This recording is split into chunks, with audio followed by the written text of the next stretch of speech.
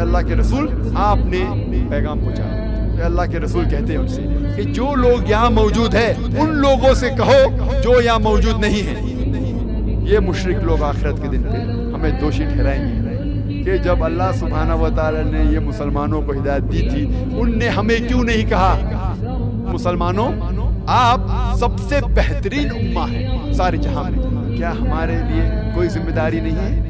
अगर आप अपने जिम्मेदारियों से भागे, अल्लाह ताला आपकी जगह एक दूसरी कौम लेके आएंगे और वो आपकी तरह नहीं होगी।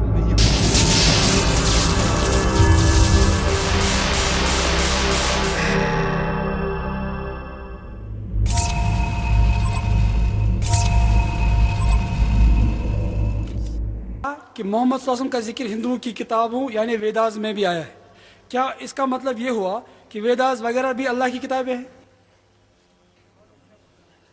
ये सवाल जो पूछा गया है कि वेदा में भी मोहम्मद सल्लल्लाहु अलैहि वसल्लम जिक्र है, वेदा भी अल्लाह की किताब है, ये जवाब बाइबल का और ये जवाब सेम है। बाइबल और वेदा का जवाब अलग नहीं है, लेकिन हमें ये पता है कि बाइबल इंजील की बिगड़ी हुई शक्ल है। तो इंजील तो अल्लाह का कलाम था ही, लेकिन ये बाइबल बिगड़ी हुई शक्ल है। लेकिन अल्लाह ताला फरमाते हैं सूरह राद में सूरह नंबर 13 आयत नंबर 38 में कि वन अजलिन किताब, हमने हर टाइम में एक किताब नाजिल की, हर वक्त एक किताब नाजिल की। नाम से सिर्फ 4 हमें पता है, जैसा मैं कहा तौरा ज़बूर इंजील फुरकान, लेकिन अल्लाह ताला ने कई किताबों नाजिल की। तो सवाल है क्या वेदा अल्लाह की किताब हो सकती है? मैं कहता हूं हो भी सकती है, नहीं भी हो सकती, अल्लाह आलम। वेदा का जिक्र कुरान में नहीं है तो मैं नहीं कहता कि वेदा अल्लाह का कलाम ही है। लेकिन क्योंकि इंजील का जिक्र मैं ये कह सकता हूं कि इंजील अल्लाह का कलाम है, लेकिन ये बाइबल बिगड़ी हुई शक्ल है। उसी तरीके से हम वेदा पढ़ेंगे, वेद में भी कितने गलत चीज लिखे हुए, हम उसे अल्लाह का कलाम तो मान ही नहीं सकते।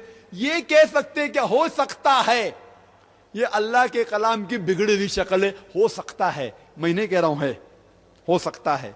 लेकिन मान लो बहस के तौर पे वेदा अल्लाह का कलाम है, मान लो बहस के लिए, मैं नहीं कहता हूं है, हो सकते नहीं भी हो सकते। अल्लाह ताला कहते मैंने कई किताब नाजिल की, नाम से सिर्फ 4 हमें पता है, कई पैगंबर भेजे, नाम से सिर्फ 25 का जिक्र है कुरान मजीद में। तो वेद अल्लाह का कलाम हो सकता है, लेकिन मेरा यह कहना है कि जितनी भी किताब कुरान मजीद के पहले जितने नाजिल हुई, वो किताब सिर्फ एक ग्रोह के लिए भेजी गई थी, सारे आलम के लिए नहीं। और वो किताब सिर्फ एक वक्त के लिए अमल में होना चाहिए।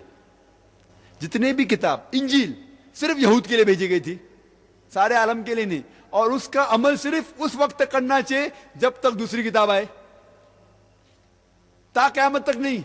तो मान लो वेदा अगर अल्लाह की किताब है, मान लो बहस के तौर पे, तो भी वो सिर्फ उस टाइम के लिए थी और उन लोग के लिए थी, आज के लोग के लिए नहीं। आज के लिए जो भी इंसान है, भले हिंदुस्तान में रह रहा है, अमेरिका में रह रहा है, पाकिस्तान में रह रहा है, क्या कनाडा में, क्या सिंगापुर में, उसे अमल करना चाहिए आखिरी किताब पे कुरान मजीद और आखिरी पैगंबर मोहम्मद सल्लल्लाहु अलैहि वसल्लम।